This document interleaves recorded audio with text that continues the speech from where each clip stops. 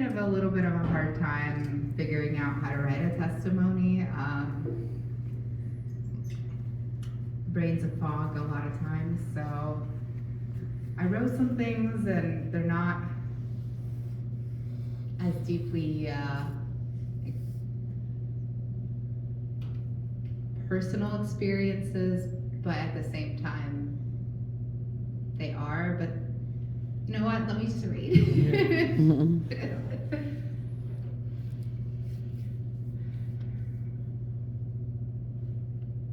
I've always struggled to make sense of death, of grief, of living in a world that I didn't feel like I could make sense of.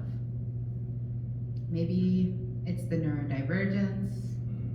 Maybe it's being a Palestinian in a country that never saw my people as equal. Maybe it's that I saw myself in the people we talked about in history and in humanities classes as so far away, as poor, as needing democracy to save them. 1 million Iraqis died for America. Over 100,000 Afghanis, over 3 million Koreans.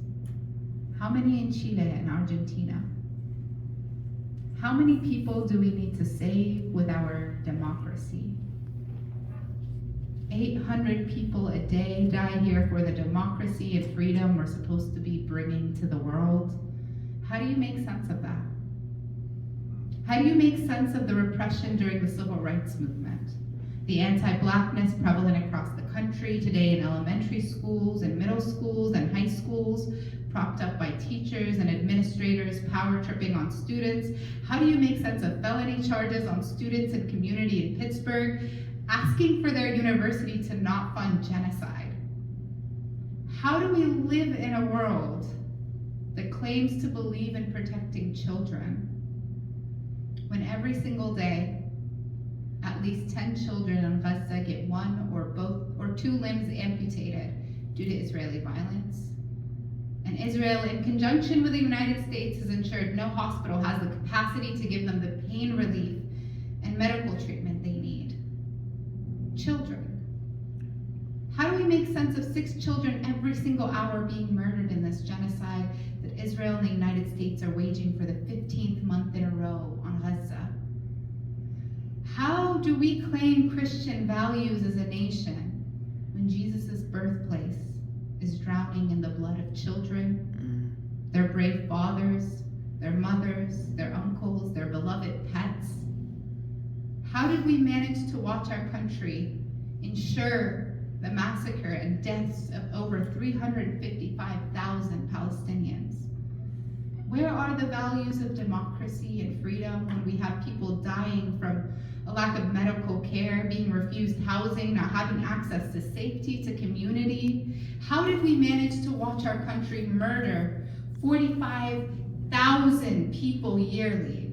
That's the number of people that have died because they didn't have access to healthcare in this country.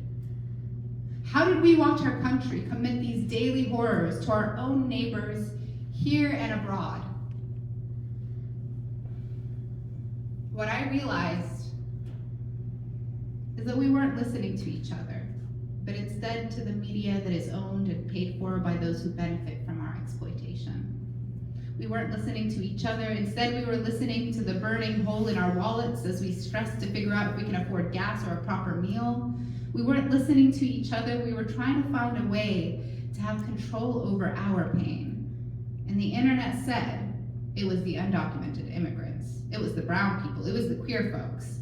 And that's easier than looking each other in the eye and listening. The only way we stop repeating these horrific mistakes throughout human history is by seeing each other as whole humans and fighting like hell to protect one another.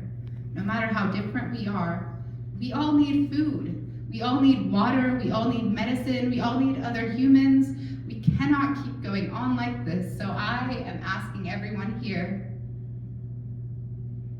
to make a personal promise to yourself today, to really just listen to other people, to hear them, to think about how you can work together to lessen each other's pain, how you can work together for a better tomorrow for every single one of us.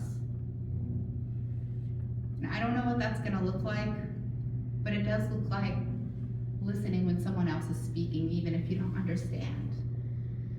And the last note that I have is, may we all find hope and healing within each other and within ourselves, and start listening more.